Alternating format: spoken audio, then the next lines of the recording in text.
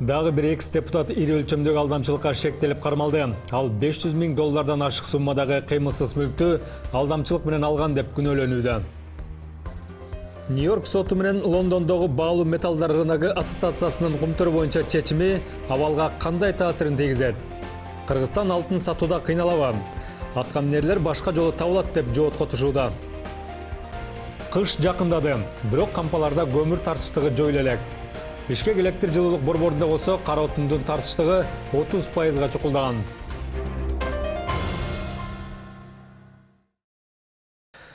Кутман кечиңиздер менен эфирден ТС телеканалынын жаңылыктар маалымат кызматы, студияда Алтынбек Бедилов. Жогорку кеңештин мурдагы депутаты Кубанычбек Нурматов ири өлчөмдөгү алдамчылыкка шектелип кармалды. Бул тууралуу улуттук коопсуздук боюнча мамлекеттик комитетинен билдиришти. Ага ылайык тергөө учурунда экс-парламентарийдин алдамчылык иштериндеги тиешеси бар экени боюнча далилдер табылган. Ал 2013 жылы эсеп палатасынын аудитору болуп турган учурда $500 000 ашык суммадагы кыймылсыз мүлктү алдамчылык менен алып алган.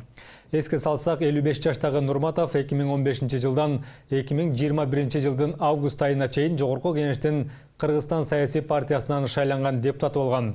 Ага чейин 2012-2015 жылдары эсеп палатасынын аудитору болуп иштеген. Ал УКМКнын тергөө абагына камалганы кабарланды. Чүй областынын мурдагы башчысы БШКнын экс-төрагасы Тойгуналы Абдрайымов мыйзамсыз баюуга шектелүүдө. УКМК расмий маалымат таратты.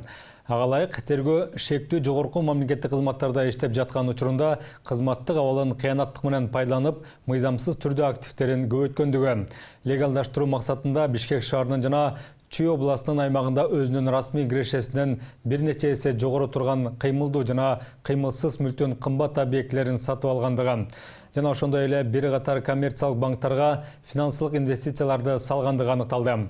Ошол эле учурда кылмыш жоопкерчилигинен качуу үчүн бул активтерди башка адамдардын атына каттаган. Белгиленген мыйзамсыз аракеттердин натыйжасында Абдрайымов жакын туугандарына жана аффилирленген адамдарга 16 батир, 18 жер тилкеси, 2 унаа токтотуучу жай, 5 турак жай, 3 дыйкан чарба, 16 автоунаа жана ошондой эле Ысык Ата курортунун территориясында бүтпөгөн курулуш объектилерди каттаган. Анын жакын туугандары активдери киреше жок болгон учурда да кескин көбөйүп, 250 миллион сомдон ашык бааланган. Учурда бул кылмышты жасоого тиешеси бар адамдарды жана алар мыйзамсыз алган мүлктү аныктоого багытталган ыкчам тергөө иш-чаралары жүрүүдө. Кумтөр кенинде иштеп жаткан жабдуулар үчүн маанилүү болгон тетиктер Латвия менен Нидерланддардын портунан чыгарылбай турат. Кыргыз өкмөтүнүн аны алып келүү өтүнүчүн Нью-Йорктун Түндүк округунун банкроттук боюнча соту четке какты. Эми тетиктердин жетишсиздиги кендеги ишти үзгүлтүүгө учуратпайбы деген суроолор жаралууда. Мындан тышкары 3 күн мурда Лондондогу баалуу металлдар рыногунун ассоциациясы Кыргызстандын алтынын эл аралык баалуу металлдар рыногуна чыгарууга тыюу салды. Бул эки чечим өлкөдө алтын өндүрүүгө жана аны сатууга кандай таасирин тийгизиши мүмкүн? Нурзада Сыдыкбекова сураштырып келди. Кыргызстан эл аралык баалуу металлдар рыногуна чыгуу мүмкүнчүлүгүнөн ажыраганына 3 күн болду. Мындай чечим 17 сентябрда Лондондогу баалуу металлдар рыногунун ассоциациясы тарабынан чыгарылган. Буга Кыргыз алтын ачык акционердик коомунун товар менен камсыздоо программасынын талаптарын аткарбаганы себеп болуптур. Тактап айтканда, финансылык кызмат көрсөткөн Америкалык Stonex Group компаниясы быйыл май айында Кыргыз алтын ишканасын 1,5 тонна алтынды ташууну үзгүлтүккө учуратып, $29 миллион уруксатсыз банк кесебине которууга аракет жасаган деп айыптап сотко берген. Июнда болсо Лондондогу баалуу металлдар рыногунун ассоциациясы алардын дооматтарын карап, Кара-Балта шаарындагы алтын чайкоочу заводунда алдамчылыкка жол берилгенби же жокпу текшерип, жыйынтыгында Кыргыз алтын ишенимдүү жеткирүүчү компаниялардын тизмесинен чыгарылган. Лондондогу баалуу металлдар рыногунун ассоциациясынын чечимине карата алгачкылардан болуп экономика жана финансы министри Акылбек Жапаров үн катты. Ал Кыргыз алтын ачык акционердик коомунун ишенимдүү компаниялардын катарынан чыгып, эл аралык алтын базарларда соода кылууга тыюу салынышын күтүлгөн кадам болчу дейт. Ошол эле убакта Кара-Балта шаарындагы алтын афинаждоочу заводунун аккредитациясы убактылуу токтотулганын айтып, жакында калыбына келтирилиши мүмкүн деп жооткотууда. Канадалыктар Кыргызстандын элине, республиканын экономикасына жана экологиясына келтирген зыян үчүн кечирим сурап, баардык жоготууларды кайтарып, тынч жол менен кетет деп эч ким күткөн эмес. Ал эле эмес, мен алар тараптан башка тоскоолдуктар жана кыйынчылыктар болушу мүмкүн экенин айта алам. Бул да алдын ала божомолдонууда. Биз муну да эске алабыз. Адеп баштаганда эле биз алтыныбызды жеткирүүнүн жаңы каналдарынын үстүндө иштей баштаганбыз. Учурда да сүйлөшүүлөр жүрүп жатат. Азырынча шарттар мурдагыдан начар болбойт деп айта алам. Ошондой эле Нью-Йорктун банкроттук боюнча соту 15 сентябрда Сентара Голдингтин адвокаттарынын доо арызына кум тергени боюнча Кыргызстандын өкмөтүнө айыппул салынуудан баш тартканын да эстен чыгарбоо керек. Бул биздин туура жолдо баратканыбыздын дагы бир далили.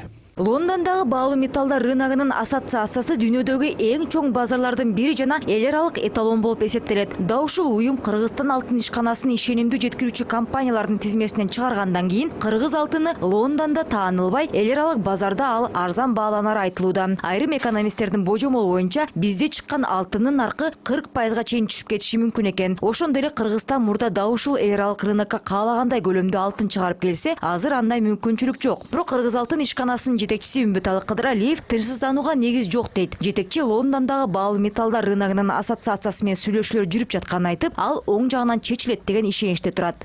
Кыргыз алтын сейчас Азыркы тапта Кыргыз алтын Лондондогу баалуу металлдар рыногунун ассоциациясы менен кат жазышып жатат. Алар тараптан бир катар талаптар коюлган. Мен ойлойм, 30-ноябрга чейин бул маселени чечебиз. Алтынды сатуунун башка жолдору да бар, бирок ал жактын шарттары башка. Баасы да азыркыдай болбойт. Алтындын наркына да таасирин тийгизет. Лондондогу баалуу металлдар рыногунун ассоциациясында баалуу металлдар дүйнөлүк деңгээлде эң жогорку баада сатылат. Анын катарында Евразия экономикалык уюмуна киргендер жана КМШ өлкөлөрү бар. Түштүк чыгыш мамлекеттеринин баалуу металлдар рыногу да ал жакка карайт. Географиясы абдан чоң. Ошондуктан бул маселенин үстүнөн иштешибиз керек. Азырынча эч кандай көйгөй жок деп айта алам. Кыргызстан 30-ноябрга чейин Лондондогу баалуу металлдар рыногунун ассоциациясы койгон талаптарга жооп бере аларын далилдеп бериши керек. Эгерде бул мөөнөттөн кечип калса, анда Кыргыз алтын ишканасы 5 жылга чейин кайрадан бул уюмга мүчө боло албайт деген кооптонуулар бар. Кыргыз фондулук биржасынын президенти Медетбек Назаралиев убакытты текке кетирбей, алтын ала турган башка өлкөлөр же уюмдар менен тез арада сүйлөшүүлөрдү жүргүзүү керек деп эсептейт. Эми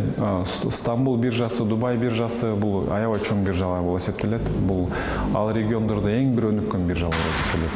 Ошол эле аркылуу ошол жакка да чыгарып сатканга аракет жолун тапса болот. Мурдакы жол менен саттыкка чыгарылыш проблема тоскоол түзүлсө, тизмеден чыгарып салып, ошол эле коңшу өлкөлөргө, ошол эле биздин партнерлорго айрылса, ошол эле аркылуу биржага чыгарса болот ал алтынды. Ал жактан проблема болбойт. Убакыт талап кылат, алар менен келишим түзүп, ошол тараптар менен эле мындай деп коет, good delivery деген бир отметка болот. Ошо алтын ошо стандартка, качествого татыктуу деген. Ошол эле Кыргызстандан эмес, Кыргыз алтындан, биздин афинаждык заводдон эмес, башка эле афинаждык заводдон ошол эле стандартты алып, ошол эле аркылуу сатыкка чыгарса болот. Абалдан чыгуунун дагы бир жолун ишкерлер сунушташууда. Зергерлер жана ишкерлер союзунун президенти Сталбек Акматов алтындын аз болсо дагы бир бөлүгүн Кыргызстандагы зер буюмдарын жасагандарга сатса болот дейт. Буга чейин жергиликтүү зергерлер үчүн мындай шарт түзүлбөй, сырттан ташып келишкен. Бирок эл аралык ишкерлер кеңешинин аткаруучу директору Аскар Сыдыков өлкөдө жыл сайын 20 тонна алтын өндүрүлгөнүн эске алганда, ички рыноктун бул көлөмдөгү баалуу металлдарды жүгүртүүгө чамасы жетпейт дейт. Ички рынокко сатабыз дегенде бизде жогорку технологиялар, электроника тармагы анчалык өнүккөн эмес, анчалык көлөмдөрдү сатып албайт окшойт. Экинчиден зергер тармагы дагы анчалык көлөмдөрдү кайра иштете алабы, бул да ачык суроо. Үчүнчүдөн улуттук банк боюнча бул дагы ачык суроо, канчалык көлөмдөрдү улуттук банк сатып ала алат. Себеби улуттук банктагы эч кандай лимити жок, сатып алганга мүмкүнчүлүктөрү жок. Себеби алар дагы кийин сатышы керек. Себеби резервдер бир эле каражатта сакталышы каттоо келди да. Кыргызстанда чыгарылган алтындын сатылышына байланыштуу маселе чечиле электе Кумтөр кенинде иш токтоп калуу коркунучу жаралды. Анткени жумушту улантуу үчүн көптөгөн тетиктер жетишпей жатканы белгилүү болду. Буга карабастан Нью-Йорктун Түндүк округунун банкроттук боюнча соту Кыргыз өкмөтүнүн кенде иштеп жаткан жабдуулар үчүн маанилүү тетиктерди алып келүү өтүнүчүн четке какты. Чечим 15-сентябрда кабыл алынган. Документтеги маалыматтарга караганда буйртма Кумтөр кени тышкы башкарууга алынганга чейин берилип, чечим кабыл алынганда товар жолдо экен. Учурда Кумтөр кенин иштетүүгө керектүү тетиктер Латвия менен Нидерланддардын портунда сакталып турат. Нурзада Сыдыкбекова, Агзат Тюлеев, НТС.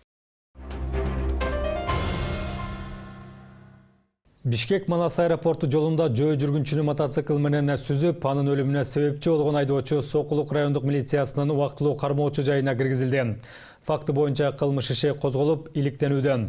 Ал арада аталган жолдун жээгинде жайгашкан эки конуштун тургундары министрлер кабинетинен трассага жол чийиндерин жана жол белгилерин орнотуусун талап кылышууда. Алар бул тилкеде унаалар катуу ылдамдыкта жүргөндүктөн тургундар жолдон өтө албай, аварияга кабылган учурлар арбын болууда дешет. Бир айга жетпеген убакыт эле конуштун эки тургунун унаа сүзүп кетип каза болгон. Кененирээк Рахат Жаныбекованын материалында. Манас аэропортуна бараткан жолдун бул тарабында дуалдардын арт жагында Чүй областынын Сокулук районуна караштуу Новопавловка айыл өкмөтүндөгү учкун эки конушу жана Бишкек шаарына караган Кут конушу бар. Аталган аймактын жашоочулары өздөрүнүн үйлөрүнө барыш үчүн жолдун бул тарабынан маршруттук таксиден түшкөндөн кийин бул бөлүкчөдөн өтүп, андан ары үйлөрүнө барышат. Кечээ күнү кечки саат 8 чамасында 50 жаштагы аял дагы өзүнүн үйүнө баруу үчүн жолдон өтүп баратканда катуу келе жаткан мотоцикл келип сүзүп кеткен. Аял жеринде жан берген.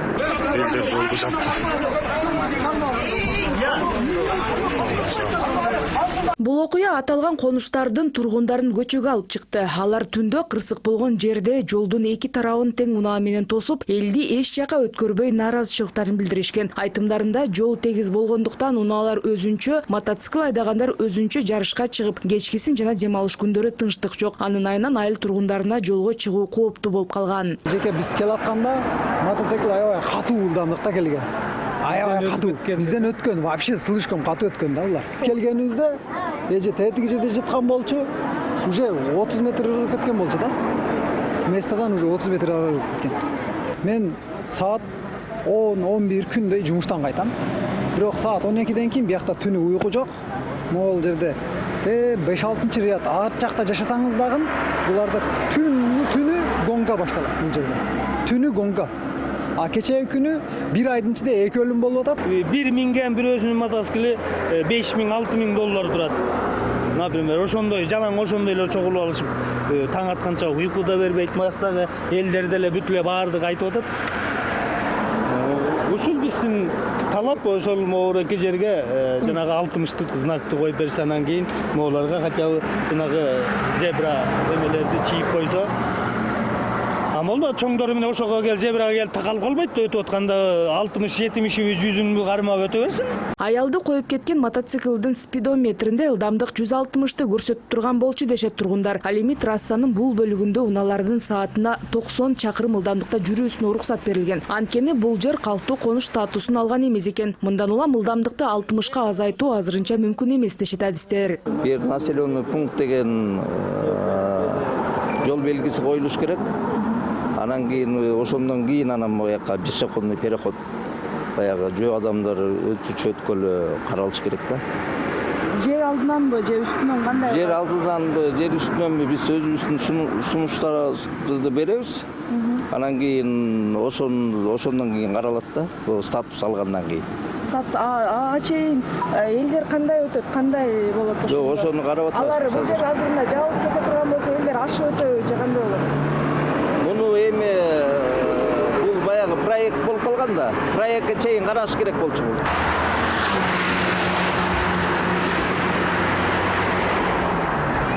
Маалыматтар боюнча аялды өлтүрө сүзгөн мотоциклдин 29 жаштагы айдоочусу кармалган. Учурда Сокулук райондук милиция бөлүмүндө убактылуу кармоочу жайына киргизилген. Экспертизалар дайындалып, тергөө амалдары жүрүп жатат. Кырсык болгондон кийин конуштун жанына трассага жол кыймылын көзөмөлдөгөн кызматкерлер коюлган. Алар мектеп окуучуларына жана тургундарга жолдон өтүүсүнө жардам беришүүдө.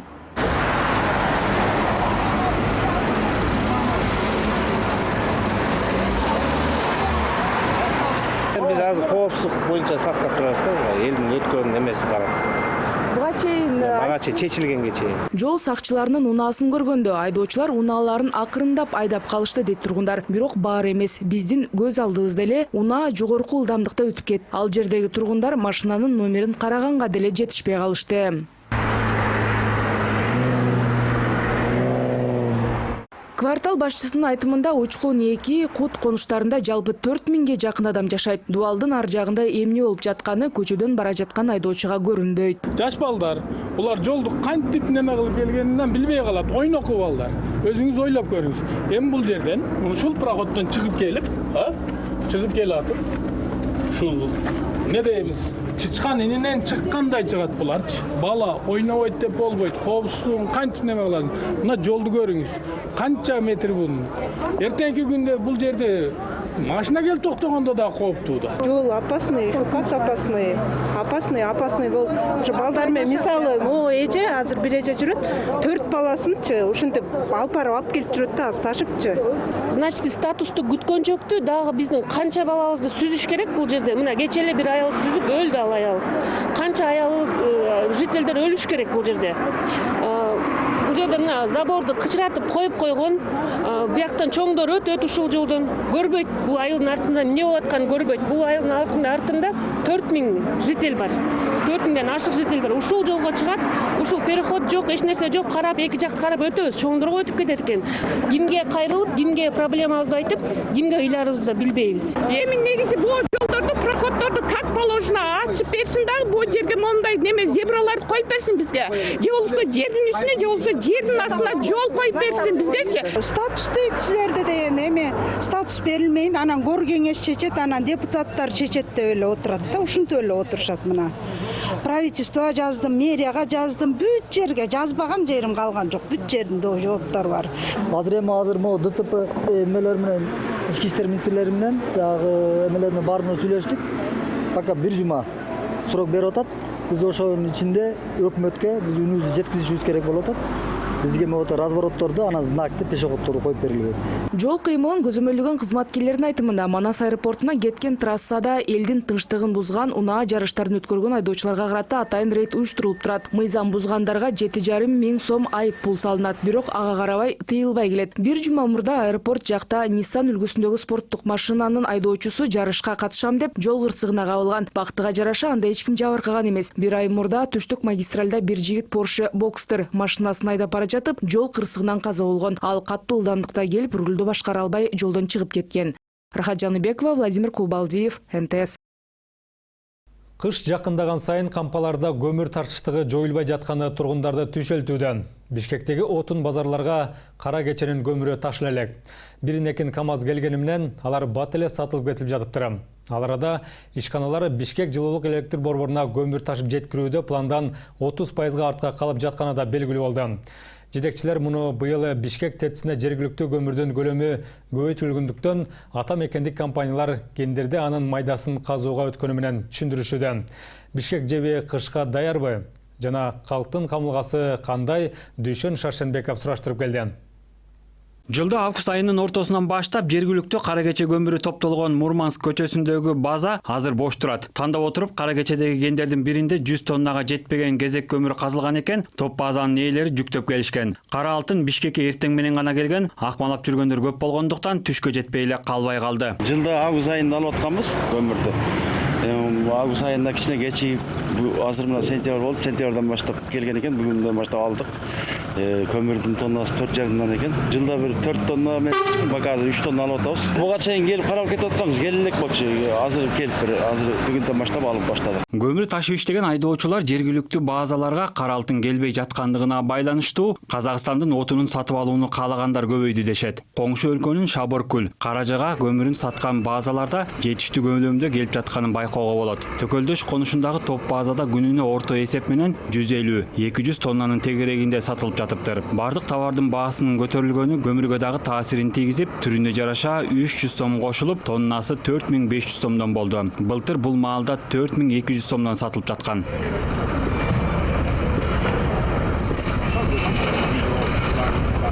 Ну, уголь поступает сюда своевременно. Көмүр биздин базага өз убагы менен эле келип жатат. Азырынча жетишсиздик байкала элек. Базага жума сайын 1,5–2 миң тоннадай келип жатат. Шабыркүл көмүрүн Казакстандан ташып келүүдөбүз. Азырынча узун кезекке тургандар боло элек. Биринчи суук түшсө, анан байкалат болуш керек. Анткени билесиздер да, биздикилер качан үшүгөндө гана көмүр алып баштайт. Кыргыз көмүр мамлекеттик ишканасы кара кече көмүрүнүн келбей жатышынын себебин кенде казылган кара алтын майда болуп жатканы менен түшүндүрүүдө. Аны ортомчулар сатып албай жатышыптыр. Суроо талап болсо жүктөп бергенге даяр экен. Ошондой эле кара кече бассейнде октябрдан тарта кошумча 3 тилкеде көмүр казылып баштайт экен. Ал жерде өндүрүлгөн кара алтын калктын керөөсүнө жараса, анда аймактарга, анын ичинде Бишкекке дагы жеткирилет деп ишендирүүдө. Бүгүнкү күндө ала келсек, кара кече кесиминде деле иш жүрүп атат, көмүр чыгып атат. Ошо туура ошо касылган жеринен жүктөлүп кетип атат. Тилекке каршы жер астында жаткан көмүрдүн кесегин, майдасын биз аныктай албайт экенбиз. Азыр ашкан жерибиз майда болгондуктан себептен эре албай атат. Бул азыр түздөн түз ТЭЦ жылуулук электр борборуна кетип атат. Эгерде ошо калк бюджеттик мекеме ишканалар ушул көмүрдү жараттуу деп таап алабыз десе, биз даярбыз жүктөп бергенге.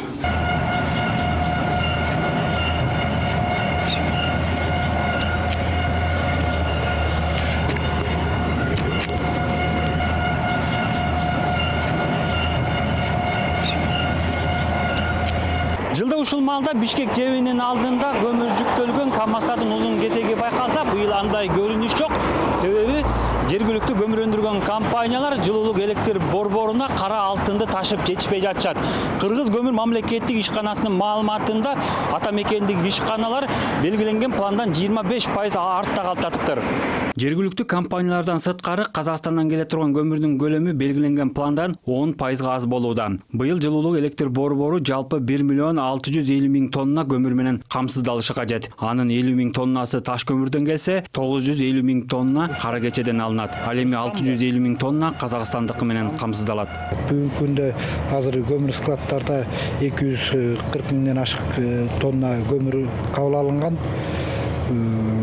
Кичине артта калуулар болуп атат, баягы график боюнча алып келгенден кичине артта калып атат. Жергиликтүү компаниялар план боюнча 207 миң алып келиш керек болчу бүгүнкү күнгө.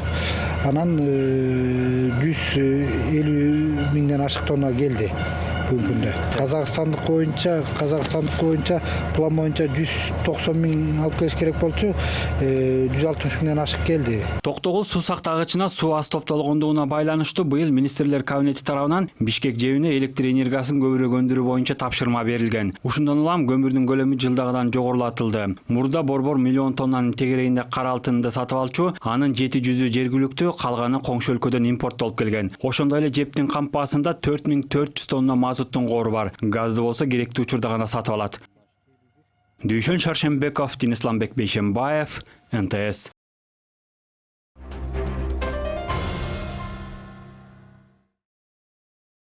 Он 19 жаштагы Ашырбек уулу Максат жардамга муктаж. Ак халачандар анын боорунан альвеококоз илдетин табышкан. Буга кошумча бир бөйрөгө кичирейип кеткен. Индиядан жасала турган операцияга Максаттын ата-энесинен чама чаркы жетпейт. Андыктан алар калайык журтка жардам сурап кайрылышууда. Анан ошончо бул кайсы жери? Ошо боорго ошо эмелер жана бөйрөккө кеткен тамырлар. 19 жаштагы Ашырбек уулу Максаттын акыркы 3 айдан бери ар бир күнү дары ичүү менен башталат. Ал быйыл орто мектепти аяктап шаарга жогорку окуу жайга тапшыруу үчүн келген. Каражаттын тартыштыгынан улам тез тамактануучу кафеде иштеп баштаган. Жумуш убактысында 2-3 жолу кан кусуп, эсин жоготкон. Баласынын ооруп калганын уккан апасы Нарындын Кочкор районунан шаарга келип, андан бери бул жакта жашоого аргасыз. Айылда болсо Максаттын атасы менен 3 бир тууганы калган. 20-июнда ооруп калды балам. Анан биз немеден келдик, айылдан. Келсек бул эмеге түшүп калыптыр. Эле жандандыруу бөлүмүнө түшүп калыптыр. Дагы 2 күн эмеге түшүп калды, реанимация бөлүмүнө. Аяктан кайра 3 күндөн кийин эмеге которду, хирургияга. Хирургияга которуп аяктан эме деп чыгарышты. Эме результатын. Баркозный вена деп чыгарышты. Ак халатчандар Ашырбек уулу Максатка 3 айдай так диагноз коюша алган эмес. Мындан бир нече күн мурда Нарын шаарында УЗИге түшкөн. Анда оң бөйрөгү кичирейип, боорунда курттар пайда болгону аныкталган. Максатка альвекокоз деген коркунучтуу диагноз коюлган. Боорунда курт бар экен баламдын. Анан бияктан операцияга болбойт, башка чет жерде эмететкен. Мен деле боорун алмаштырат экен пересетке калып. Ошондо июндун 20-сынан баштап эле мунун ооруганын билдик ошо. Быйыл эле жайында. Же болбосо ага чейин эч жери деле ооруч эмес. 3 миллион 700 миң сом керек экен. Муну эмеден калат экен, Индиядан. Илдет менен алып урушуп жаткан 19 жаштагы Ашырбек уулу Максат келечекте мыкты программист болууну кыялданат. Ооруну жеңип алса эле жогорку окуу жайга тапшырууну ниеттенүүдө. Анын саламаттыгына кайдыгер карабай, жардам берүүнү каалагандар болсо, экранда көрсөтүлгөн эл сом номурларга акчалай каражат которо алышат. Чолпон Жээнбекова, Адилет Чокоев, НТС. Коронавирустан 2 бейтап каза болуп, дагы 58 адамдан аныкталды. Бул тууралуу республикалык штабтан билдиришти. Вирустун жаңы учурларынын дээрлик көпчүлүгү Бишкек шаарында катталды. Ал эми бир суткада 72 адам илдеттен сакайып чыккан. Бүгүнкү күндө стационарларда коронавирустан 591 бейтап, амбулатордук түрдө 868 адам дарыланууда. Алардын ичинен 172 бейтап оор абалда болсо, 48-и өтө оор абалда деп бааланууда. Кыргызстанда пандемия башталгандан бери 177.780 адам коронавирус жуктурган. Алардын ичинен 172.261 киши айыгып чыкса, 2590 адам каза болду. Энергияны туура колдонуу менен каршылашынын күчүн анын өзүнө карата колдонгон айкидо. Урматтоону, адамгерчиликти, мамлекетти жана коомду сүйүүгө үйрөткөн кендо. Жана кылымдар бою кагылып келе жаткан тайко. Өткөн дем алыш күндөрү Бишкек шаарында Japan Fest фестивалы белгиленди. Иш-чара Кожомкул атындагы спорт ордосунда уюштурулуп, Токио 2020 Олимпиада оюндарынын катышуучулары дагы келишти. Кененирээк кийинки сюжетте. 2 жылдан бери биринчи жолу Кыргыз-Япон биргелешкен иш-чарасы кайрадан жанданды. Мараке Каабалуу Кожомкул атындагы спорт ордосунда уюштурулган. Japan Fest фестивалы Кыргызстанга Япон маданияты менен тааныштыруу максатын көздөйт. Ошондой эле иш-чарада Япон элинин улуттук күрөш өнөрлөрү дагы көрсөтүлдү.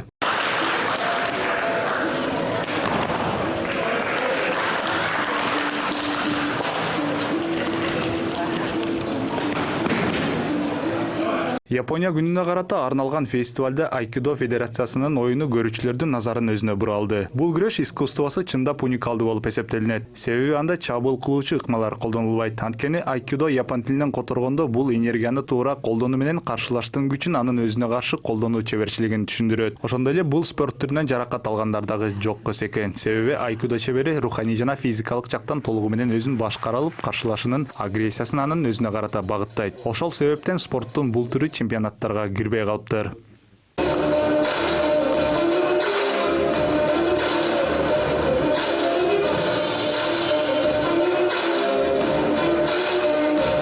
Сырткары акробатика өнөрү дагы үйрөтүлөрү белгилүү болду. Ошондой эле бөбөктөр күрөш ыкмаларын колдонуп биле дагы алышат.